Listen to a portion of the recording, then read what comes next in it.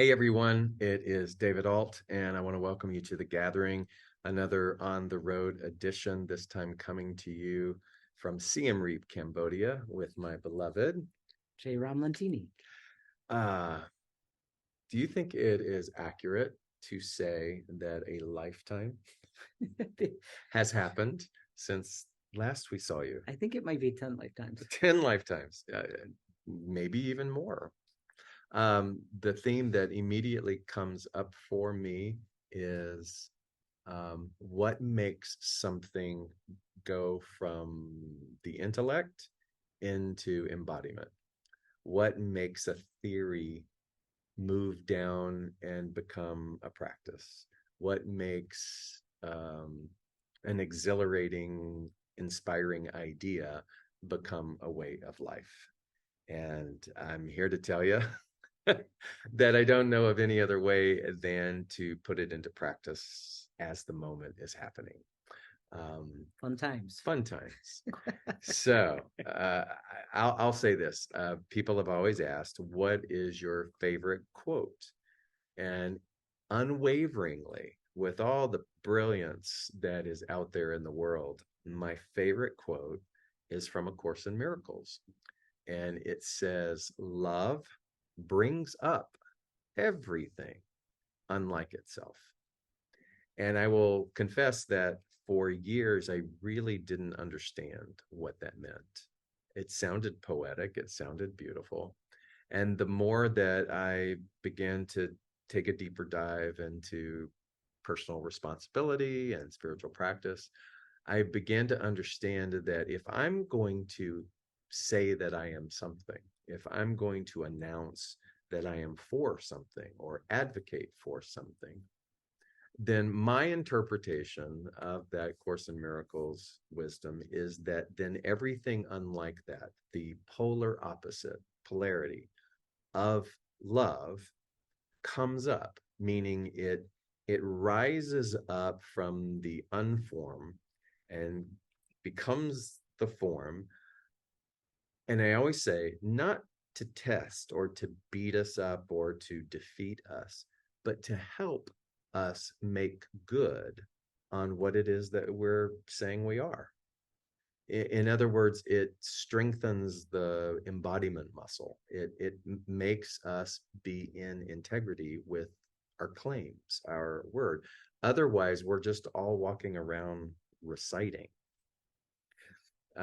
When you hear that phrase, because I know you were a big Course in Miracles student a long time ago for a long time, when you hear that, what is there any other interpretation or meaning that comes up for you? Love brings up everything unlike itself. No, I think that's it. So when we are loving, then we get confronted with opportunities to love. Or when we are challenging ourselves to dive deep into our being of love, then we get to practice. So I remember I would teach that because I really felt like um, it was a sort of a laser example of getting people to understand that at some point in our lives, we have to practice what it is that we preach. We have to make good on our claims. And so I would use that often in classes. And I would say, so if you profess to be an advocate for peace, then everything like unlike peace comes up again to help us to be a responsible advocate for our claims. And I would always see these funny expressions on the students' faces because they would kind of like go, I don't think I'm going to claim anything. I don't think it works that way. Mhm. But you understand. And so here we all are. I believe that you are here watching this because at some point in your journey, you have chosen or you have become invested in a spiritual path or a spiritual exploration. And so in that path, so many things abound. You know, love is all that there is, and give peace a chance, and God is love and all of the bumper stickers that we hear. And so in order to and my other one, it's all perfect. And so I don't have any issue with any of those things whatsoever. But I will say there were times when I did. And I did because it butted up against my interpretation of reality. And when I use the word reality, I have two distinctions. There's small r reality and capital R reality. So small r reality to me is just the human experience. It's all of the density of duality. Capital R reality is the immeasurable understanding of the vastness of the multi-dimensional workings of the divine. And so what appears to be awful or misaligned or unsolvable is actually in the capital R reality all a part of a perfect puzzle that even the biggest perpetrators of our grief are the ones who perhaps are assisting us the most in capital R reality. That is so amazing to hear and so aggravating when small r reality um, is like what? It's like a water pistol constantly going, and so we become reactive to small r reality. And then I'll speak for myself. There's a little bit of anger and frustration and what's going on when small r reality seems to be in warp speed. And that's all I have to say today. Goodbye and thank you. So you want to tell them what happened? Yeah. So small r reality did not align with our desires at all, and our responsibilities and everything that was supposed to be happening. So we were in Kolkata. We've been having a really beautiful month and a half here in India, and our passports expired, and we got new one. The visa expires, and we had lined up long ago that we would replace them. And we're so responsible. Yeah. We had already prepaid for the renewal visa because we're responsible. And the visa company said, this should be no problem. We'll get it to you right away. And we said, thank you. This is great. And we were like, well, it might be, I don't know. There's something nagging a little in the back of both of our minds. I think a little bit like, ooh, is this going to be a problem? But we were sure it wasn't. So then we show up because we were going to get dutifully early to Cambodia, get everything lined up, have everything ready for this big group of people. And it's really David's show here, but I'm showing up. I'm going to help. So helpful. So we are. It's the middle of the night because we fly in the middle of the night, and they wouldn't let us through. Well, first they let us through. They stamped our passports, and they were about to send us on our way. And then it was like, no. And then they unstamped us, and they said we were not allowed to exit India without an exit permit. And sorry, big festival, can't help you. And it was just so frustrating. And so we had immigration brings up everything unlike itself. Immigration. So we come in on an e-visa number. It expires. We knew it was. We get a new e-visa, but the new e-visa has a different number than the old e-visa. So to exit, we can't exit on the new e-visa number. We have to get this exit permit, which I don't know about you, but no one told us about. No, not nary a person. So the idea that first of all, so it's going to be days because it's Sunday, and then Monday and Tuesday, basically the whole country shut down. Festival in Calcutta. And it took a while, at least for me, to actually digest that so we were in denial. I was in denial. So here we are. It didn't work out. No. Small r reality did not work out. And it sent us both into our processes with regards to what I said in the beginning, which is how do you integrate all of the bumper sticker spirituality and remain equanimous and remain in observation without overreacting or taking things personally.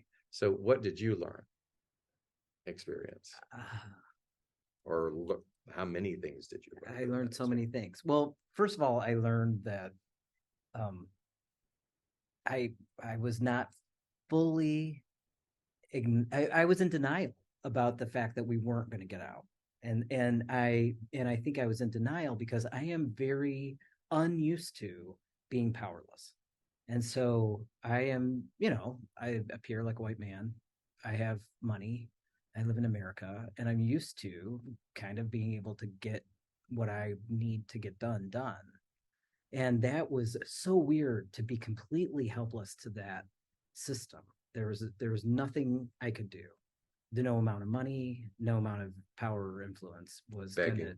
change the fact that we were not going to leave there for several days and maybe longer. I mean, and I think so that powerlessness was really hard. And I also learned how uncomfortable it is to be in an unknown. So, first of all, I was in denial. I thought, well, surely we'll be able to get out tomorrow or the next day, but it was not to be because of the holiday. There was nothing we could do to change that.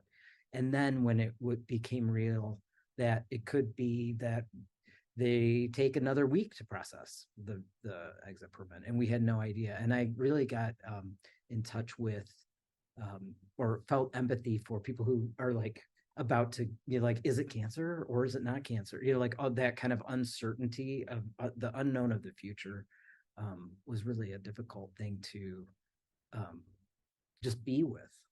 Yeah, so those were some of the things that I experienced that were pretty powerful for me. What came up for me in being having no say, no power, just being in limbo was um, I noticed the brevity of my over responsibilitizing. So, as Jay Ram said, we're in Cambodia, and there's a wonderful group of people that paid money to be here, Whew. that paid money to have an experience, but also to volunteer.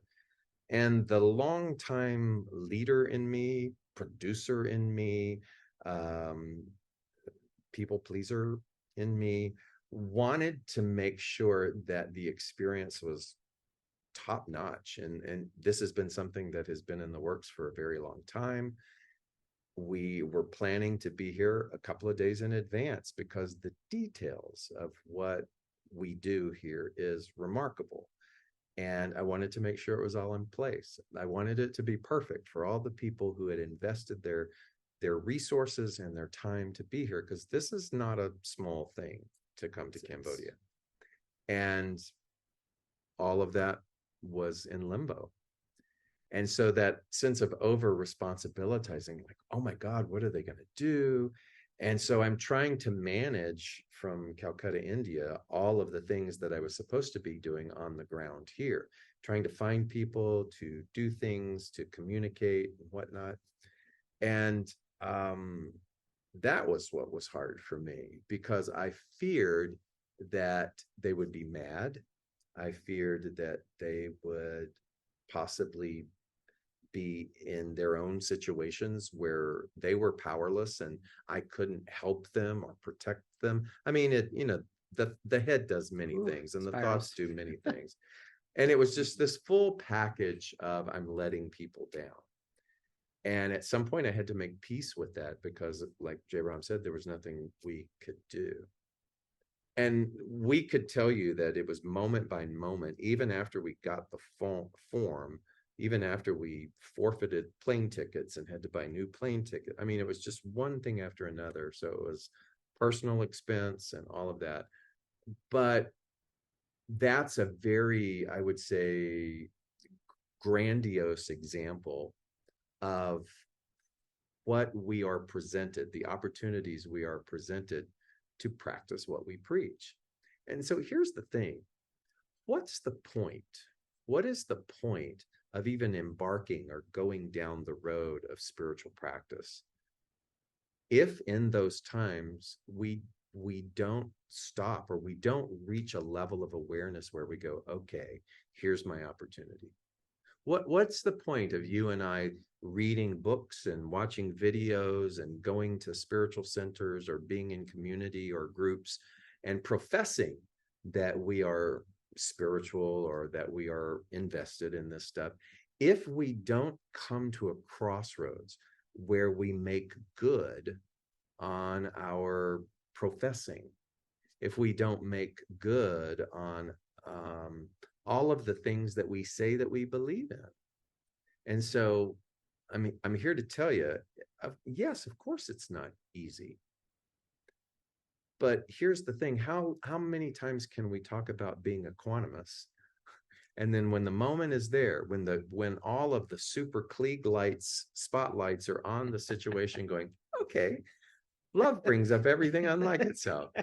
Professing to say that you're equanimous brings up everything unlike equanimity. I learned a lot. I learned a lot. And here's the funny thing: they would have been fine. They are resilient people. They're brilliant people. They're amazing people who are here. We're having such impactful experiences in working with the children and the villagers and water wells. And these last 2 days, we've had the opportunity to kind of breathe a little bit and go on the ancient temple tours, but they would have been fine. And the people and the community and the folks that are involved in my foundation here would have done a stellar job. It's my inflated sense of personal responsibility that I was gifted to see. So it's one thing to say, I mean, my God, go back and look at the last couple of weeks of videos, and it's all about, yes, we went to Vipassana meditation. Did you see how we did that? And it's like, boom, okay, here you go.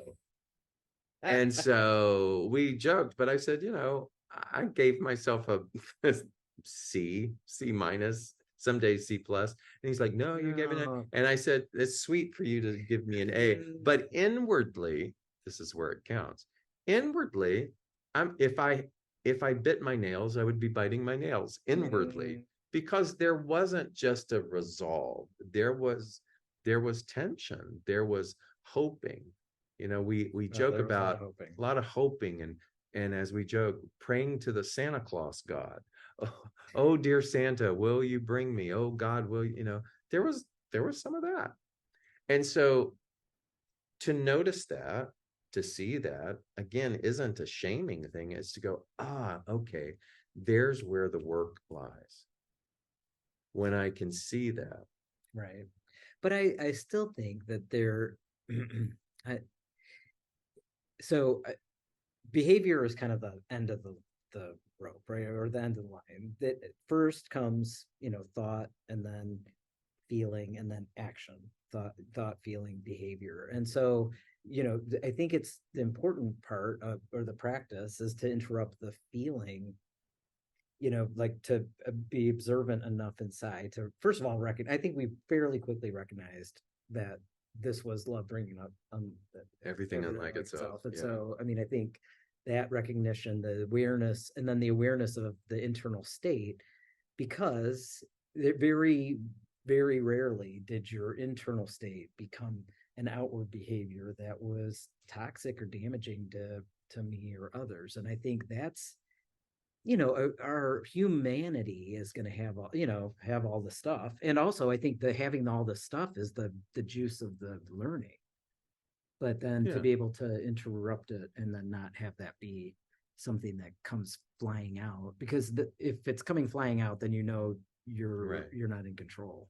So I will say, maybe for both of us, that the experience was healing for both of us. Sure. Because past experiences, relationships, people, travel buddies, all of that was situations like that would not have been as collaborative, would not have been as loving in past relationships. So that spoke to something for me. I was like, wow, to be in this situation, which was, I'm not going to lie, it was small R reality to the max.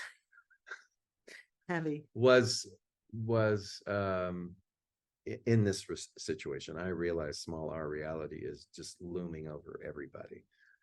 But it gifted me with the awareness of some gratitude that I was doing it with you. Yeah, you too. You know, there were moments over a meal where we just kind of looked at each other and just kind of laughed, and we thought, nothing we can do. You know, there's no money to save for this thing. It's just it's gonna be what it is. And if that was the purpose and that was the gift, then that was worth it. Worth it. That was worth it because again, how we do anything is how we do everything. And if those situations cause us to get mean and vile and lash out at other people, then that situation is again a spotlight on the work that needs to be done. So maybe we've grown in our I lives. feel like it. And but yeah, so going back to the original question, what what is it what is it that takes something from a concept and makes it a way of being? You know, what is it when we say just be, just observe? Because even the group is deep in process because they're seeing a lot of things. There's having situations of poverty and other things, and so it does what it does. It brings things up as it should to handhold us into deeper awarenesses and understanding of what I understand or call small r reality and capital R reality. I, I want to close with this because no matter how many times I say it, I feel like this is if I had the world's ear, an attentive ear to the world, uh, and had the opportunity to say something to them, I would want to say to the world that not everything is as it seems. And what that means is that when there is a spiritual principle that says um, there is a divine design, it is all perfect. The requirement of bringing integrity to that statement is not on the statement. The requirement of bringing integrity, meaning wholeness, to that statement is not out there, it's within here. And so my journey has been I had to learn the difference between small r reality and capital R reality. I had to learn how to be with people who only understand small r reality. And so I would never go to someone who is deeply um, drowning in small r reality and talk about capital R reality as if, don't you see? Don't you get it? I wouldn't do that. Mm-hmm. But I had to learn that. I had to learn that. And so even if you're tuning in and having difficulty navigating the two of those, which you can see we did too, it's an ongoing thing.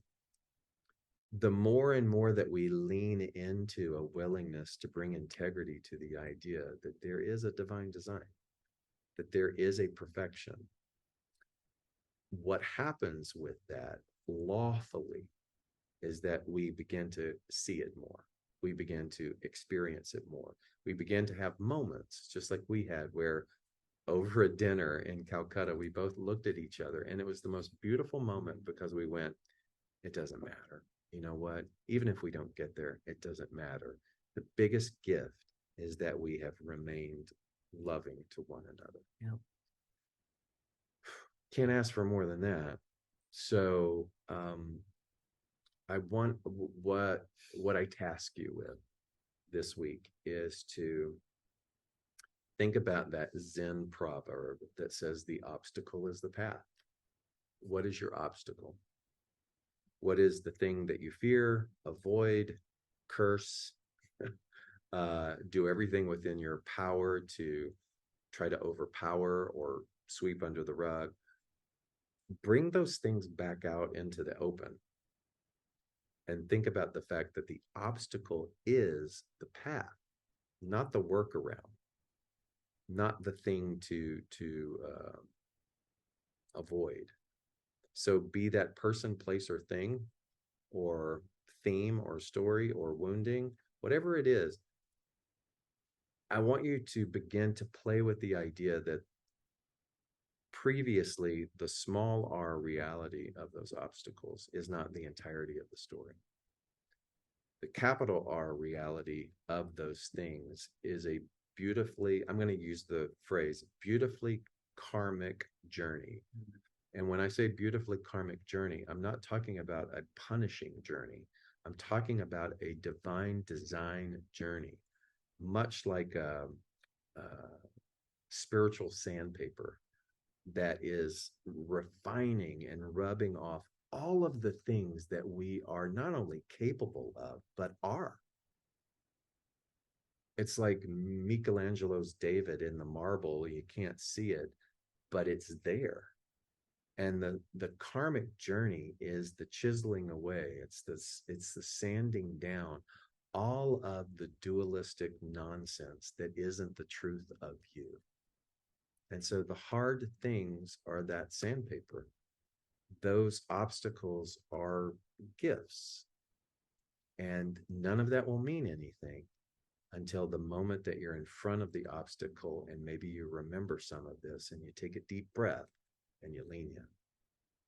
So, with love. With love, at least 72.3% of the time. Oh, so greetings, love from Cambodia. Send some love our way to the group. It's a big undertaking. It's very, very humid. I haven't done too much work here in the month, late October, November. So it's the end of the rainy season. It's very warm. That warmth can kind of drain people's energy, and there's lots going on. And but everybody's hanging in there like a trooper. So till next week, much love. Namaste. Namaste.